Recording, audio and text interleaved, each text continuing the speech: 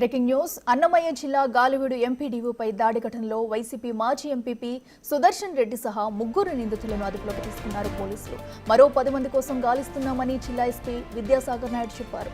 నిందితుల కక్షపూరితంగానే ఎంపీడీఓపై దాడి చేశారని, మొత్తం 13 మంది దాడిలో పాల్గొన్నారని ఎస్పీ అన్నారు.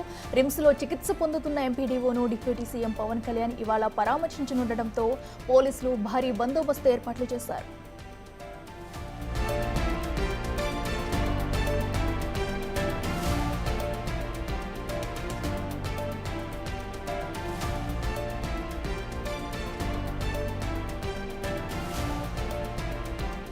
ఈ కేసులో నిందితులను పోలీసులు కాలర్ పట్టుకుని లాక్కెళ్లిన దృశ్యాలు ఇప్పుడు వైరల్ గా మారాయి. వైసీపీ నేతల దాడి విషయం తెలుసుకున్న పోలీసులు వెంటనే ఎంపీడీఓ ఆఫీస్కు చేరుకుని అక్కడున్న నిందితుల కాలర్ పట్టుకుని లాక్కెళ్లారు. అప్పుడెప్పుడో 35 ఏళ్ల కిందట ఓ సినిమాలో విలన్ను హీరో ఇలాగే చొక్కా పట్టుకుని రోడ్డు మీద కొట్టుకుంటూ తీసుకెళ్లినట్లు ఎంపీడీఓపై దాడి చేసిన నిందితులను కూడా పోలీసులు చొక్కా పట్టుకుని తీసుకెళ్లడం జిల్లాలో చర్చనీయాంశంగా మారింది.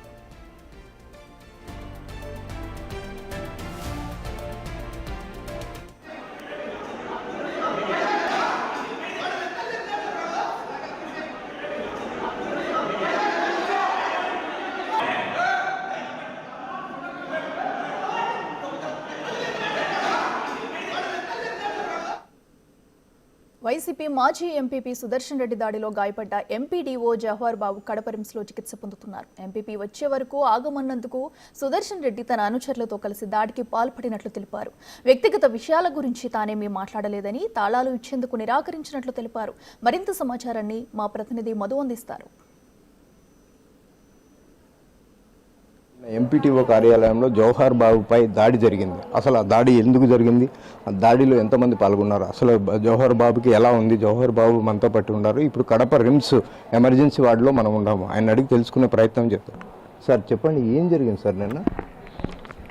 నిన్న మధ్యాహ్నము దాదాపు 1 గంట సమయంలో ఎంపీపీ ఒక కొడుకు సుదర్శన్ రెడ్డి ఎంపీపీ ఛాంబర్కి సంబంధించిన కీస్ ఇవ్వమని చెప్పి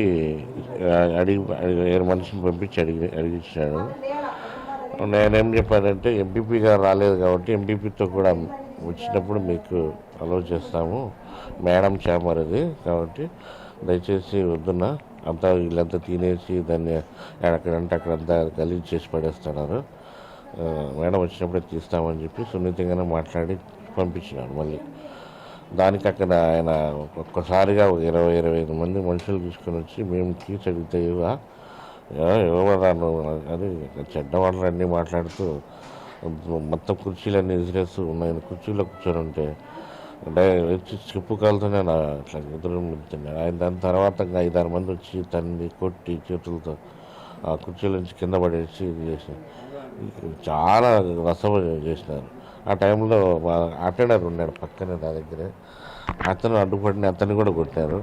తర్వాత మా డ్రైవర్ ఉన్నాడు, అతను నేను ప్రైవేట్గా పెట్టుకుని, అతను వస్తే అతన్ని కొట్టారు. ఇంకా విఆర్ఓ మా పాప అక్కడ భోజనం టైంలో వచ్చింది. ఆయన ఉండి పరిగెత్తుకుంటూ అడ్డపడేసరికి ఆయన లేడీ కాబట్టి ఆయన తోసేయలేక నిలబడినారు. అంతలోకి ఉపాధి ఆ రూపులు కేకలన్నీ విని ఉపాధి వాళ్ళ పైన ఉన్నారు. ఫీల్డ్ అసిస్టెంట్ అంతా పరిగెత్తుకుంటూ కిందకి వచ్చి వాళ్ళంతా సర్ది చెప్పి వాళ్ళందరూ బయటికి పంపించేస్తే అప్పుడు ఆ బీగాలు తీసుకొని బలవంతంగా నాకు జేబు కూడా చేసినారు. నా దగ్గర ఉండవు అని చెప్పి నేను అటెండర్ దగ్గర ఉంటాయి, నా దగ్గర ఎందుకుంటాయంటే వాళ్ళు కావాలనే బీగాలు కావాలంటే నన్ను అడగాలి, వాళ్ళ దగ్గర ఉండి తీసుకుని వెళ్ళిపోవచ్చు.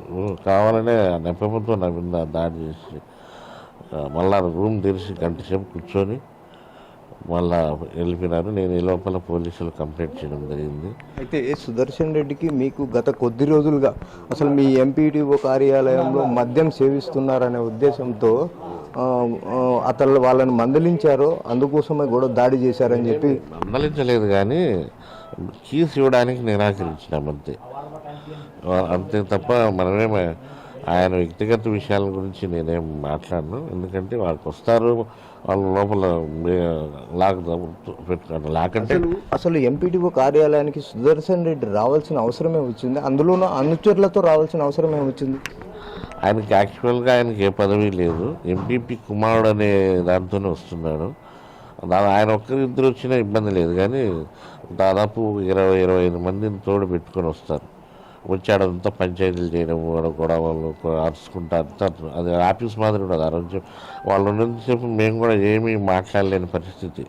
వాళ్ళు ఎప్పుడెప్పుడు వెళ్ళిపోతారా అన్నట్లు భయంగా ఉంటుంది. ఎవరన్నా వాళ్ళు పిలిస్తే పలకపోయినా సమయానికి వాళ్ళ దగ్గరికి పోకపోయినా తిడతారు. అందుకని నేనే కాదు, స్టాఫ్ అందరూ కూడా భయపడుతూ ఉంటారు. వాళ్ళు సేపు కూర్చున్నంతసేపు భయపడుతూ ఉంటారు.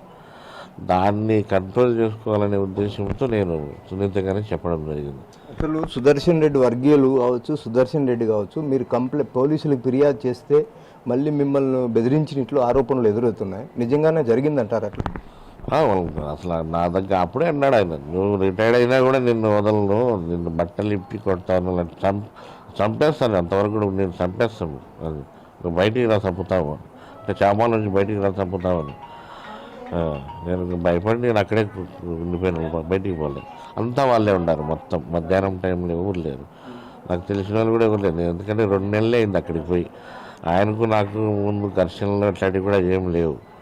కాకపోతే ఆయనకు అది అలవాటు అంట, ముందు ఎండి వాళ్ళని కూడా తిట్టడము కొట్టడము. ఆయన దగ్గర నిలబడి మాట్లాడాలంట, కూర్చోకూడదంట. నేను పోయి కూర్చొని మాట్లాడితే ఆయన ఒప్పుకోలే. నాకు ఇట్లా చూసి వాళ్ళకి చెప్పినాడు నిలబడి మాట్లాడమని చెప్పని.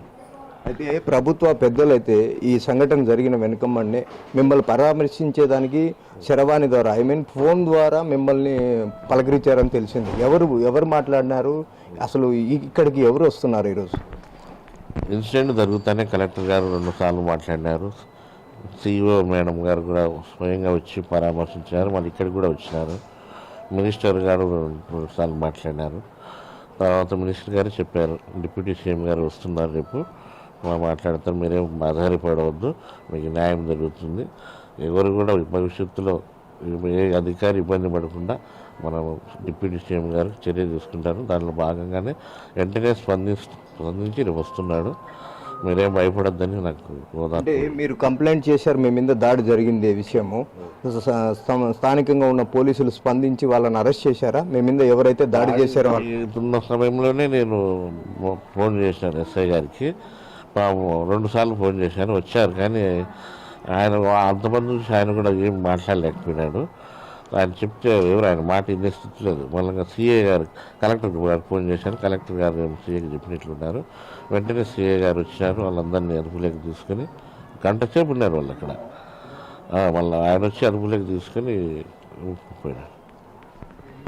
అయితే అన్నమయ్య జిల్లా గాలివీడు మండలంలో నిన్న ఎంపీటీఓ కార్యాలయంలో ఎంపీటీఓ జోహర్ బాబుపై దాడి జరిగిన దాన్ని బట్టి పోలీసులకు సమాచారం ఇస్తే తక్షణం స్పందించి పోలీసులు అయితే సంఘటనా స్థలానికి చేరుకున్నారు. అయినప్పటికీ అక్కడికి వైసీపీ వర్గీయులు ఎక్కువ శాతం అక్కడ ఉండడంతో ఒకసారిగా పోలీసులు కూడా భయాందోళనకు గురైన వైనమైతే మనకు జోహర్ బాబు పేర్కొన్నారు. అయితే ఇంతటి దాడికి గల కారణం ఏంటనేది అసలు జోహర్ బాబు కూడా నాకు కూడా తెలియడం లేదు. అసలు ఇంతమంది వచ్చి నన్ను కొట్టడం ఎందుకు అనేది భయాందోళనకు గురవుతూ మనతో బిగ్ టీవీతో ఎక్స్క్లూజివ్గా చెప్పిన జోహర్ బాబు. కెమెరా పర్సన్ సుదర్శన్తో మధు, బిగ్ టీవీ, కడప.